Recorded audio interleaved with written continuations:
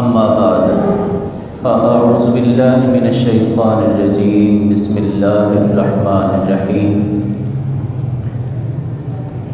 ولا تركنوا إلى الذين ظلموا فتمسكم النار وما لكم من دون الله من أولياء ثم لا تنصرون صدق الله مولانا العظيم وصدق رسوله النبي الكريم الأمين ونحن على ذلك لمن الشاهدين والشاكرين والحمد لله رب العالمين۔ قرآن مجید فرقان حمید کے 12ویں پارے سے ایک آیت کریمہ تلاوت کرنے کا شرف حاصل کیا۔ دعا ہے کہ اللہ رب العزت میری زبان پر کلمۃ الحق جاری فرمائے۔ اللہ رب العزت نے ارشاد فرمایا کہ وَلَا تَرْكَنُوا إِلَى الَّذِينَ ظَلَمُوا فَتَمَسَّكُمُ النَّارُ، فرمایا کہ ظالموں کی طرف نہ جھکنا، ظالموں کی طرف نہ جھکنا، اگر جھکو گے تو پھر کیا ہوگا؟ فَتَمَسَّكُمُ النَّارُ، تو تمہیں آگ چھوئے گی۔ وَمَا لَكُم مِّن دُونِ اللَّهِ مِنْ أَوْلِيَاءَ، پھر اس دن اللہ کے سوا کوئی مددگار نہیں ہوگا۔ ثُمَّ لَا تُنصَرُونَ، پھر تم مدد نہیں کیے جاؤ گے، تمہاری مدد نہیں کی جائے گی۔ ترکنوں کا مطلب کیا ہے؟ اکرمہ کہتے ہیں اس کا مطلب ہے کہ ظالموں کی اطاعت نہ کرو۔ علامہ بیضاوی صاحب تفسیر بیضاوی رحمۃ اللہ تعالی علیہ، انہوں نے فرمایا کہ ظالموں کی طرف تھوڑا سا قلبی میلان بھی نہ رکھو۔ ایک تو ہوتا ہے نا کہ اطاعت نہ کرنا، ایک ہوتا ہے دل کے اندر، خانہ دل کے اندر تھوڑی سی نرمی رکھنا۔ بندہ ظاہر نہ کرتا ہو، ظاہراً نہیں ہے، زبان سے نہیں کہتا، لیکن قلب کے اندر تھوڑا سا میلان رکھتا ہے، تو پھر کیا ہوگا؟ فرمایا یہ بھی منع ہے۔ علامہ قرطبی نے مزید جو ہے وہ بات کی ہے، فرمایا کہ ظالموں پر اعتماد، بھروسہ، ان کے کاموں سے مطمئن اور ان سے یا ان پر راضی ہونے سے بھی اللہ نے منع فرما دیا۔ ظالم پر کبھی اعتماد نہ رکھو، ظالم کی طرف کبھی دل کا میلان بھی۔ بات اس تفسیر سے واضح ہو جاتی ہے کہ اللہ ہمیں ظالموں سے کس طرح بچنے کا حکم فرما رہا ہے۔ آئیے آگے کی طرف چلتے ہیں، حدیث شریف سنیں۔ نبی کریم صلی اللہ علیہ وسلم نے ارشاد فرمایا کہ من اذا مؤمنا فقد آذانی، حضور فرماتے ہیں کہ جس نے کسی مومن کو اذیت دی، تکلیف دی، اس کو اذیت دی، فقد آذانی، پس اس نے مجھے اذیت دی ہے۔ آقا فرماتے ہیں کہ من آذانی، اور جس نے مجھے تکلیف دی، فقد آذ اللہ، تحقیق اس نے اللہ کو اذیت دی ہے۔ اور جو اللہ کو اذیت دے، جو معاذ اللہ اللہ کو اذیت دے، پھر کیا ہے؟ فَلْيَتَبَوَّأْ مَقْعَدَهُ مِنَ النَّارِ، حضور فرماتے ہیں کہ وہ اپنا ٹھکانہ جہنم بنا لے، سمجھ جائے کہ میرا جہنم ٹھکانہ بن گیا ہے۔ پھر اس حدیث میں تو یہ لفظ ہے، ایک اور حدیث کے اندر لفظ یہ ہے کہ جس نے اللہ کو اذیت دی، فرمایا کہ اس پر لعنت ہے اور اس پر لعنت ہوتی رہے گی، دنیا میں بھی آخرت میں بھی، کیونکہ قرآن کا حکم یہی ہے، قرآن کا حکم بھی یہی ہے کہ جس نے اللہ اور اس کے رسول کو اذیت دی لعنہم اللہ فی الدنیا والآخرہ، اس پر آخرت میں بھی اور دنیا میں بھی لعنت ہے، یعنی وہ لعنتی شخص ہے۔ لعنت سے مراد کیا ہے؟ رحمت سے محروم۔ کون بندہ؟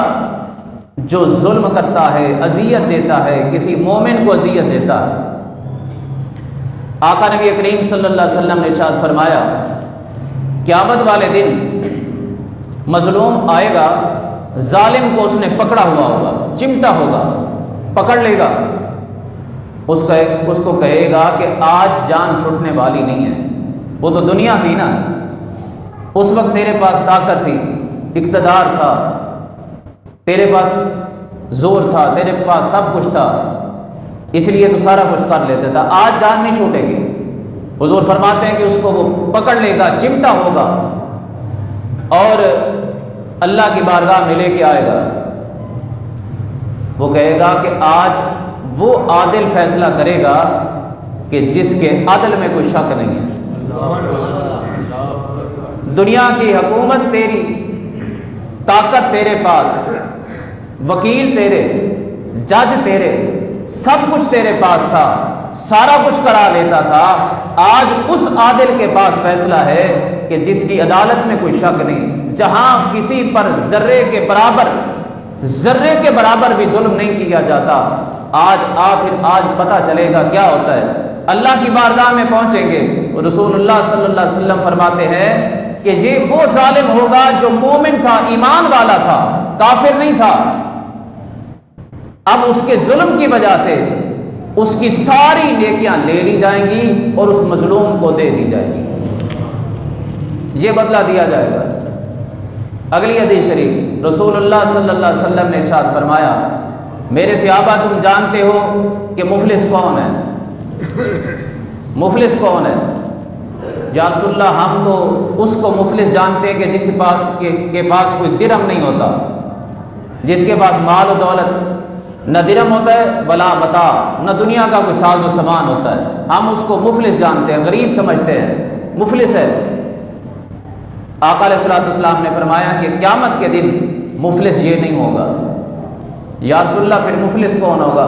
میرے آقا نے فرمایا کہ مفلس وہ ہوگا کہ جو آئے گا اللہ کی بارگاہ میں، من یاتی، آئے گا اللہ کی بارگاہ میں نماز کے ساتھ، روزے کے ساتھ، زکوٰۃ کے ساتھ، یہ تین چیزیں حضور نے خصوصاً گنوائیں حدیث شریف کے اندر کہ نماز، روزہ اور زکوٰۃ لے کر آئے گا، لیکن حضور فرماتے ہیں کہ دنیا میں اس نے کسی کو گالی دی ہوگی، دنیا میں کسی کو گالی دی ہوگی، دنیا میں کسی پر تہمت لگائی ہوگی، دنیا میں کسی کا خون بہایا ہوگا، تو جب ایسا بندہ اللہ کی بارگاہ میں حاضر ہوگا، اللہ فرمائے گا کہ اس کی نیکیاں لے کر ان مظلوموں کو دے دی جائیں، اس کی نماز، روزے، زکوٰۃ، سب نیکیاں ان مظلوموں کے اندر تقسیم کر دیے جائیں، وہ نیکیاں سب تقسیم ہو جائیں گی۔ جب نیکیاں سب تقسیم ہو جائیں گی اب اس کے پاس نیکیاں نہیں بچیں گی اور مظلوموں کے حقوق ابھی باقی ہوں گے، ابھی مظلوم کھڑے ہوں گے کہ جن پر اس نے ظلم کیا ہوگا، اور ان کے ظلم جو اس نے ظلم کیا تھا مظلوم کو اس کا بدلہ نہیں ملا ہوگا۔ فرشتے عرض کریں گے کہ مولا اس کی تو نیکیاں ختم ہو گئی، نیکیاں بہت تھیں، پہاڑوں کی طرح نیکیاں لے کر آیا، لیکن اس نے ظلم بھی بڑے کیے ہوئے تھے، لوگوں کو دکھ، تکلیف اور مصیبت اور ظلم کر کے آیا تھا، ساری نیکیاں تقسیم ہو گئی ہیں، مولا اب کیا کریں؟ اللہ فرمائے گا اب ایسا کرو، اس کی نیکیاں تو ختم ہو گئی ہیں، اب مظلوموں کے گناہ لے کر اس کے اوپر بوجھ ڈال دو۔ ان سب جو مظلوم ہیں ان سے بھی تو غلطیاں ہوتی ہیں نا، کمی کوتاہی غلطی تو اس سے بھی ہو جاتی، ان کے جو گناہ ہیں وہ لے کر اس ظالم کے اوپر ڈال دیے جائیں گے۔ بات کو آگے چلائیں جی، بخاری شریف کی حدیث، نبی کریم رؤوف الرحیم صلی اللہ علیہ وسلم نے ارشاد فرمایا کہ اگر کسی نے اپنے کسی بھائی پر، یعنی مومن نے مومن پر، اپنے بھائی پر ظلم کیا ہے تو دنیا میں معاف کرا لے، کیونکہ آخرت میں مال و دولت درہم و دینار کچھ نہیں ہوں گے جو بدلہ دیا جائے۔ اگر دنیا کے اندر ظلم کیا ہے تو دنیا میں معاف کرا لے، کیونکہ آخرت میں کوئی درہم دینار کوئی چیز نہیں ہوگی۔ فرمایا وہاں تو پھر نیکیاں لے لی جائیں گی، وہاں نیکیاں لے لی جائیں گی اور مظلوم کے گناہ جو ہے اس کے سر پر لاد دیے جائیں گے۔ اگلی حدیث شریف سنیں جی، نبی کریم رؤوف الرحیم صلی اللہ علیہ وسلم نے ارشاد فرمایا، آقا فرماتے ہیں من آدھا لظالم بالبقاء، حضور فرمایا کہ اگر کسی نے کبھی کسی ظالم کی بقا کے لیے دعا کی، کسی ظالم کی بقا کے لیے، اقتدار میں ہے تو اس کے اقتدار کی لمبی دعا کرنا، اگر کسی کرسی پہ ہے تو اس کی کرسی کی سلامتی کی دعا کرنا، کسی عہدے پہ ہے تو اس کے عہدے کی سلامتی کی دعا کرنا، کہ لوگوں پہ ظلم کرتا ہے تو کیا ہوا، میرے تو کام ہوتے ہیں، یا اللہ سلامت رہے۔ حضور فرمایا نہیں، ایسی دعا نہیں کر سکتا۔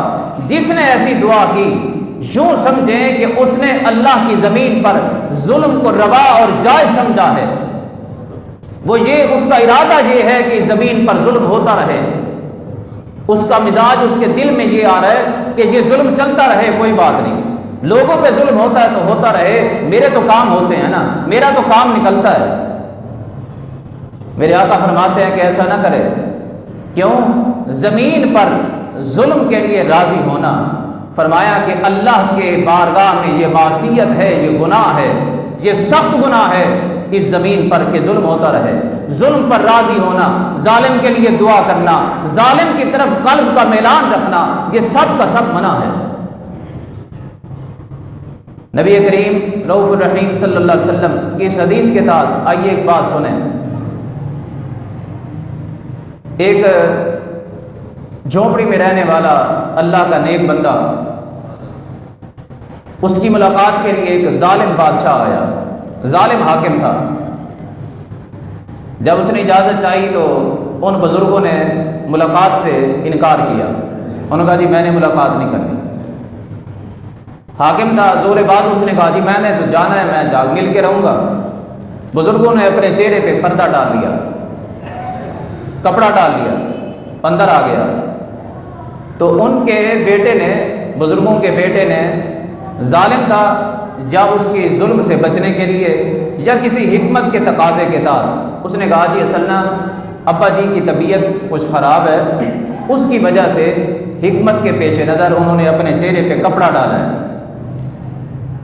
بابا جی بول پڑے، انہوں نے کہا نہیں، مجھے کوئی بیماری نہیں ہے، کوئی تکلیف نہیں ہے، کسی ایسی وجہ سے نہیں، صرف تیرے جیسے ظالم بندے سے آنکھ ملانے کے لیے اور تجھے دیکھنے سے میں نفرت کرتا ہوں، میں تجھ سے ملنا نہیں چاہتا تھا، تو زبردستی اندر آیا ہے، اس لیے میں نے پردہ ڈال رکھا ہے۔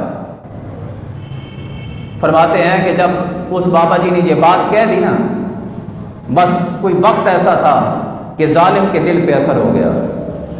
اس نے کہا کہ اگر یہ بات ہے تو میں پھر اللہ کی بارگاہ میں توبہ کرتا ہوں، آپ کو حاضر ناظر اور سامنے بٹھا کے آپ کو بھی میں ساتھ گواہ بناتا ہوں، رب کے سامنے میں توبہ کرتا ہوں، رب کو حاضر ناظر جان کر اللہ مجھے معاف فرما دے، آج کے بعد اس زمین پر ظلم نہیں کروں گا۔ حضور فرماتے ہیں کہ اللہ نے اس بزرگ کو ظالم سے نفرت کی وجہ سے بخش دیا اور اس ظالم کو توبہ کی وجہ سے اللہ نے بخش دیا۔ حضرت سفیان ثوری رحمۃ اللہ تعالی علیہ، ان کا دور اور حضرت امام اعظم ابو حنیفہ کا دور ایک ہے۔ حضرت سفیان ثوری رضی اللہ تعالیٰ عنہ فرماتے ہیں جب ان سے کسی نے پوچھا کہ جی ہم جنگل سے گزر رہے ہیں، جنگل سے گزر رہے ہیں اور جنگل میں ایک ظالم مل گیا، معلوم ہے کہ ظالم ہے، پیاسا ہے، پانی ختم ہو گیا ہے، پانی مانگتا ہے، یہ ایک مدد ہے نا ظالم کی، ظالم ہے، جنگل میں ہے، اکیلا ہے، پانی ختم ہو گیا ہے، کہتا ہے جی پانی پلا دیں، کیا اس کو پانی پلا سکتے ہیں؟ انہوں نے فرمایا قرآن نہیں پڑھا، وَلَا تَرْكَنُوا إِلَى الَّذِينَ ظَلَمُوا فَتَمَسَّكُمُ النَّارُ، جو دلی طور پہ جھکاؤ رکھے، اعتماد کرے، ملان رکھے، اس کی طرف کوئی بھی اس کی مدد کرے، اس کی اطاعت کرے، فرمایا وہ بھی آگ میں جائے گا، اس لیے فرمایا کہ ظالم مرتا ہے تو مر جائے، اسے پانی بھی نہیں دینا چاہیے۔ یہ حضرت سفیان ثوری فرما رہے ہیں۔ ظالم کا ساتھ، ظلم کے لیے خوش ہونا، ظلم کے لیے راضی ہونا، ظالم کے لیے دعائیں کرنا، یہ سب منع۔ آپ حدیث سن چکے ہیں۔ نبی کریم صلی اللہ علیہ وسلم مکہ شریف میں تشریف فرما ہے، ایک نصرانی شخص آیا، نصرانی سے مراد مذہبت عیسائی آیا، حضرت بلال حبشی رضی اللہ تعالیٰ عنہ آگے ملے، اس نے کہا جی محمد بن عبداللہ، ان سے ملاقات کرنی۔ حضرت بلال حبشی ساتھ لے کے گئے، حضور کی بارگاہ میں پہنچا، جا کے کہتا ہے جی آپ فرماتے ہیں کہ آپ اللہ کے رسول ہیں؟ آپ نے فرمایا کہ ہاں مجھے اللہ نے رسول بنا کر بھیجا ہے۔ کہتا ہے کہ آپ اگر اللہ کے سچے رسول ہیں تو پھر ظالم کے خلاف، میں مظلوم ہوں، میری مدد کریں، ظالم کے خلاف میں مظلوم ہوں، آپ میری مدد کریں۔ آقا علیہ الصلوۃ والسلام نے فرمایا کہ ہاں ہم مظلوموں کی مدد کے لیے تو آئے ہیں، ہم مظلوموں کی مدد کے لیے تو آئے ہیں۔ آقا نبی کریم صلی اللہ علیہ وسلم ارشاد فرماتے ہیں کہ کسی مسلمان کی ضرورت پوری کرنے کے لیے، کسی مسلمان کی ضرورت پوری کرنے کے لیے بندہ جب اس کے ساتھ چل پڑتا ہے، تھوڑے سے وقت کے لیے بے شک گیا، اس کی حقیقتاً جائز ضرورت تھی اور ساتھ چل پڑا، حضور فرماتے ہیں کہ ایسے ہے کہ جس طرح اس نے 1 مہینے کے روزے رکھے اور پورا مہینہ ساتھ اعتکاف بھی بیٹھا رہا۔ اور آقا علیہ الصلوۃ والسلام ارشاد فرماتے ہیں کہ جب کوئی بندہ کسی مظلوم کی مدد کے لیے، وہ تو تھا نا ایک عام ضرورت مند، جب کوئی بندہ کسی مظلوم کی مدد کے لیے چل پڑتا ہے اس کے ساتھ، حضور فرماتے ہیں اس راستے پہ چلنا یوں ہے کہ جب قیامت والا دن آئے گا، رب تعالیٰ اپنی شیان شان اپنی ذات کے مطابق پل صراط پر خصوصی کرم کے ساتھ اللہ موجود ہوگا، اور جو بندہ مظلوم کی مدد کے لیے چلا تھا، اللہ پل صراط کو کہے گا یہ وہ بندہ ہے جو مظلوم کی مدد کے لیے چلتا تھا، آج تو اس کے لیے اس طرح بن جا جیسے دنیا میں راستہ تھا، جیسے دنیا میں راستہ آسان تھا، اسی طرح پل صراط تو بھی ایسے بن جا۔ مظلوم کی مدد کے لیے بندہ جب چل پڑتا ہے، اللہ خصوصی کرم کے ساتھ پل صراط پہ موجود ہوگا اور پل صراط سے اس کو خود گزروائے گا۔ جس کو رب خود گزروائے اسے پل صراط کچھ کہہ سکتی ہے؟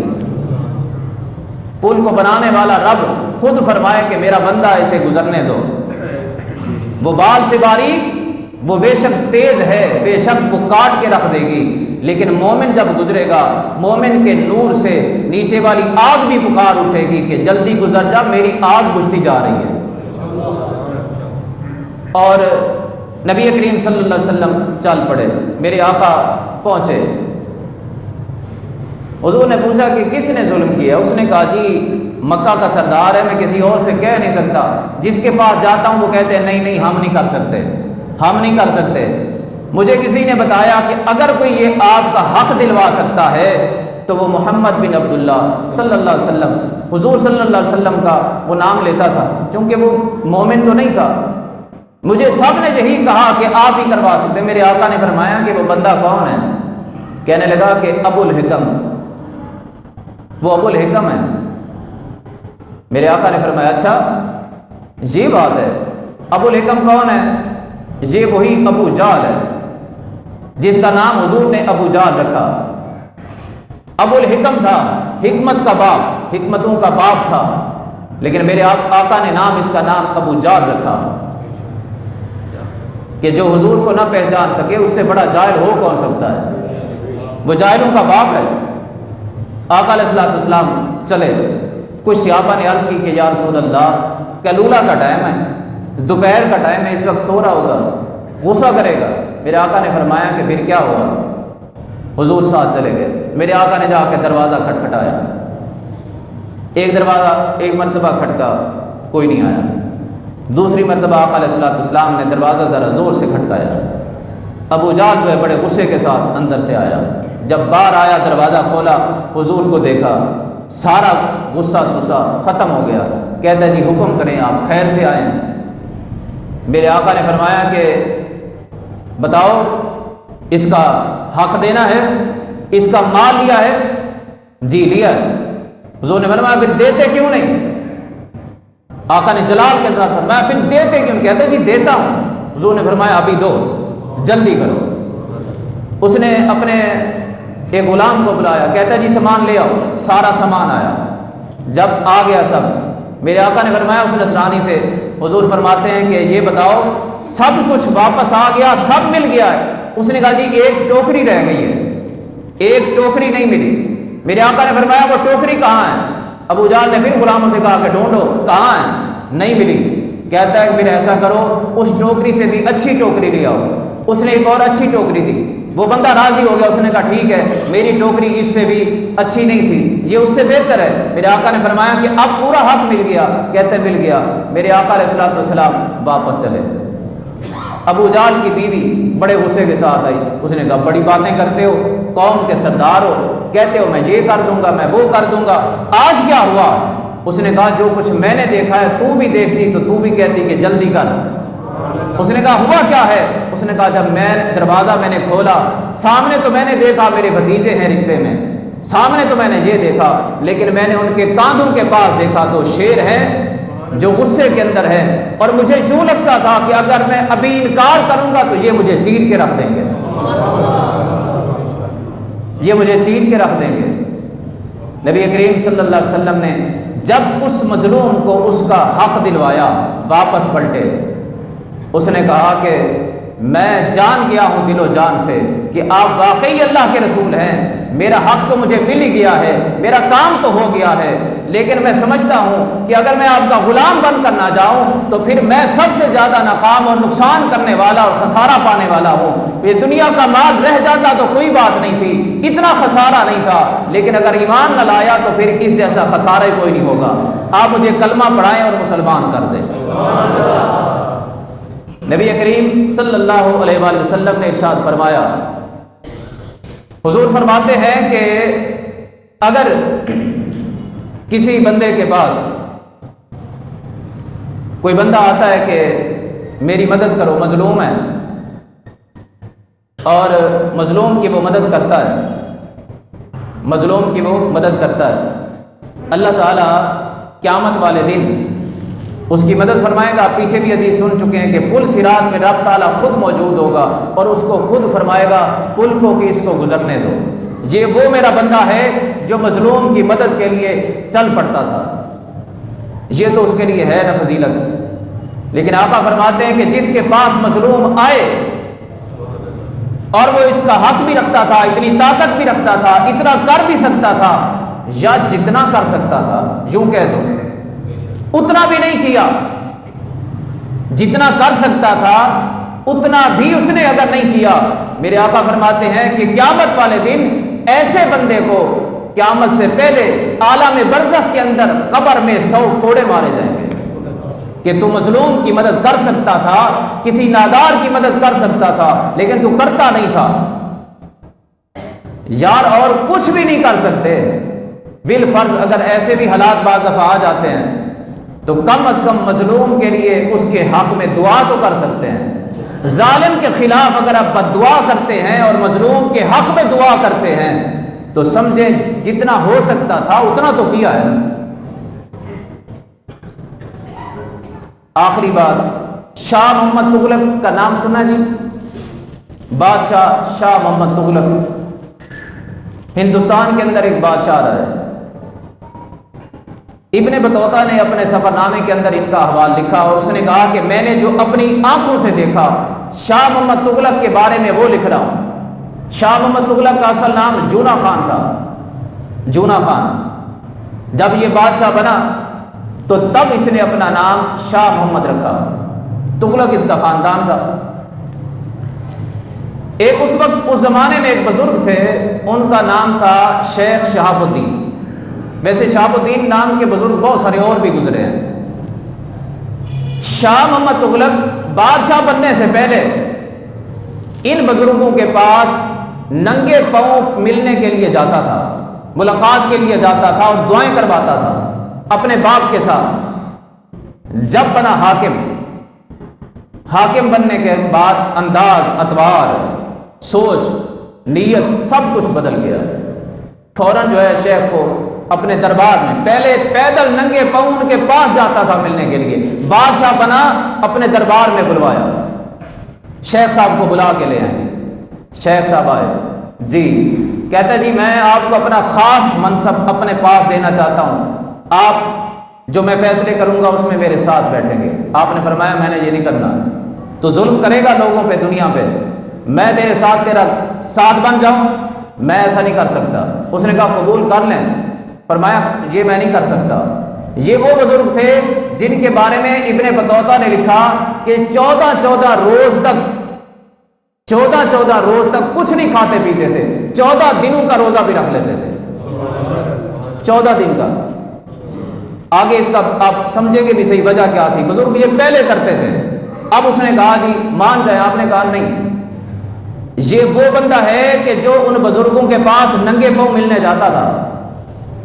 اس نے کہا کہ شیخ نے اتنا حکم نہیں مانا کہ میرے ساتھ بیٹھے، میرا یعنی سپریم کورٹ کا مین چیف جسٹس بن جائے، نہیں مانا۔ دوسرے شیخ تھے بزرگ، ان سے کہا کہ ان کی داڑھی نوچو۔ اس نے کہا میں مر سکتا ہوں لیکن میں شیخ کی داڑھی نہیں نوچ سکتا۔ اب بادشاہ نے ایک اور تیسرے بندے سے کہا ان دونوں مشائخ کی داڑھی کو نوچو۔ علماء پہ ظلم ہر زمانے میں ہوتا رہا ہے۔ کیوں؟ جب سے دین ختم ہو گیا، اسلامی سلطنت ختم ہو گئی، علماء کی قدر ختم ہو گئی۔ یار کچھ لوگ ویسے بے قدری کرتے ہیں، کچھ ظلم کرتے ہیں، کچھ حکم نہیں مانتے، کچھ محبت نہیں کرتے، کچھ بات کو نہیں مانتے۔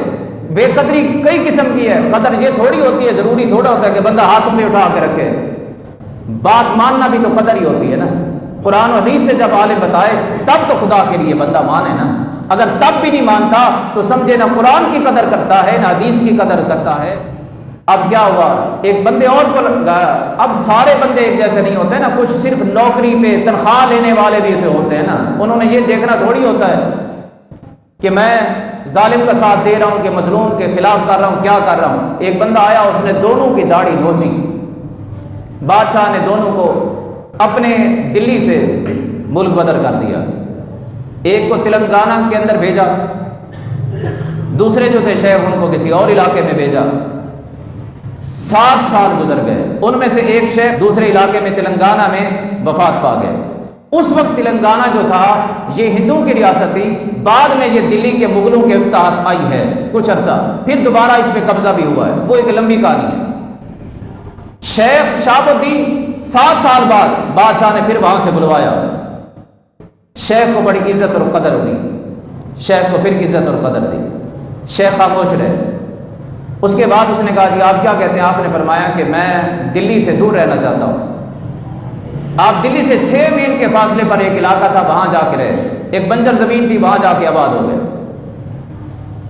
کچھ عرصہ گزرا، بادشاہ کو پھر کسی نے مشورہ دیا کہ شیخ کو آپ جو ہے اپنا بنائیں گے نا، کیونکہ ظلم بڑھ گیا تھا، لوگوں کے اندر جو ہے بے چینی پھیل گئی تھی، ملک کے اندر افراتفری پھیل گئی تھی۔ اسے کسی نے مشورہ دیا کہ اگر شیخ تمہارے ساتھ ہو جائیں تو لوگ جو ہے تمہارا حکم مانیں گے، افراتفری ختم ہو جائے گی، ملک کے اندر امن ہو جائے گا۔ مشیر بھی تو پھر مشیر ہوتے ہیں نا۔ اس نے کہا اچھا یہ بات ہے، کوئی بات نہیں ہے۔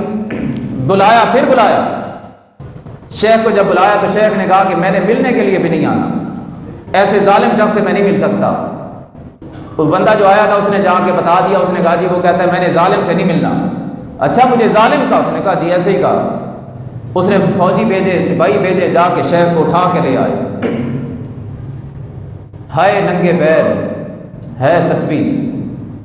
مدینے میں مجھے وہ یہودی یاد آتے ہیں جو حضور صلی اللہ علیہ وسلم کی قبر انور تک پہنچنا چاہتے تھے۔ اتنی بڑی سفید داڑھی، مدینے میں سب سے زیادہ بڑے عبادت گزار اور سخی، سب سے زیادہ اتنی بڑی داڑھی، سب سے زیادہ متقی پرہیزگار اور زیادہ روزے دار اور سب سے زیادہ سخی مدینہ میں وہی تھے، دو تھے۔ دونوں ننگے پیر رہتے تھے، ہر وقت تسبیح رہتی تھی، یا لفظ پڑھتے تھے یا تسبیح پڑھتے تھے، نماز پڑھتے تھے یا پھر اللہ کی راہ میں خرچ کرتے تھے۔ لیکن نور الدین زنگی کو حضور نے خواب میں فرمایا کہ نور الدین فوراً پہنچ، یہ دو ظالم ہیں، یہ ان کی شکلیں ہیں، اتنی اتنی بڑی داڑیاں ہیں، سفید داڑیاں، تسبیح پاس رکھتے ہیں، نمازیں پڑھتے ہیں، جہاں نشان بنے ہوئے ہیں پیشانی پہ، لیکن یہ مجھے نقصان پہنچانا چاہتے ہیں، یہ چاہتے ہیں کہ مجھے یہاں سے نکال کے لے جائیں۔ نور الدین آئے اور ان ظالموں کو پکڑا۔ ظالم ہوتا ہے، اس کا ظلم بتاتا ہے کہ یہ کیا چیز ہے۔ آپ اس کی تسبیحوں پہ نہ جائیں، داڑھیوں پہ نہ جائیں، نمازوں پہ نہ جائیں۔ میں کہتا ہوتا ہوں کہ ایجنٹ لوگ جو ہوتے ہیں، میرا جملہ ہے صرف، اگر کوئی بیٹھا ہو تو معذرت کے ساتھ، سب ایک جیسے نہیں ہیں، ان میں اچھے بھی موجود ہیں۔ ایجنٹ کو اپنا مفاد عزیز ہوتا ہے، کسی سے کوئی سروکار نہیں ہوتا۔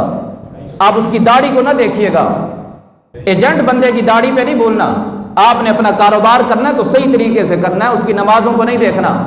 وہ کسی نے کہا تھا نا کہ بھئی داڑھیوں والے چور ہو گئے، بابا جی نے کہا، اس نے کہا نا بیٹا نا، تیرا جملہ غلط ہو گیا۔ جی بابا جی، انہوں نے کہا داڑھیوں والے چور نہیں ہوئے، بلکہ چوروں نے داڑیاں رکھ لی ہیں۔ شیخ شہاب الدین کو پکڑ کے لایا گیا، شیخ کو انہوں نے ایک قید میں رکھا، قید خانے میں، اور 14 روز تک مسلسل بھوکا اور پیاسا رکھا گیا۔ شیخ پہلے روزہ رکھ کے بتا رہے تھے، مجھے معلوم ہے کہ مجھے 14 دن تک یہ بھوکا اور پیاسا رکھیں گے، تاکہ میں پہلے کر کے آؤں، میں پریشان نہ ہو جاؤں، گھبرا نہ جاؤں۔ 14 دن تک بھوکا اور پیاسا رکھا گیا۔ 14 دن کے بعد پوچھا کہ اب بتاؤ مانتے ہو کہ نہیں؟ انہوں نے کہا جی نہیں ماننا۔ تم کیا سمجھتے ہو، 14 دن کا تو میں پہلے روزہ بھی رکھتا تھا، اب بھی میں نے روزے کی نیت کی ہے، مجھے کیا فرق پڑتا ہے؟ شیخ کو پکڑ کے لائے بادشاہ کے سامنے۔ یہ شاہ محمد تغلق کی بات کر رہا ہوں، ابھی میں نے اس کے ظلم نہیں گنوائے، ایک واقعہ سنا رہا ہوں۔ یہ وہ بندہ ہے، ابن بطوطہ نے لکھا کہ یہ وہ بندہ تھا کہ کوئی دن ایسا نہیں گزرا کہ جس دن اس نے کسی مظلوم کو قتل نہ کیا ہو۔ مطلق العنان بادشاہوں کے، اس لیے تو لوگ پریشان تھے کہ جمہوریت آئے گی تو حالات بہتر ہوں گے، بچے جمہور ہیں، ان سے بھی ابتر نکلے، ان سے بھی بدتر نکلے۔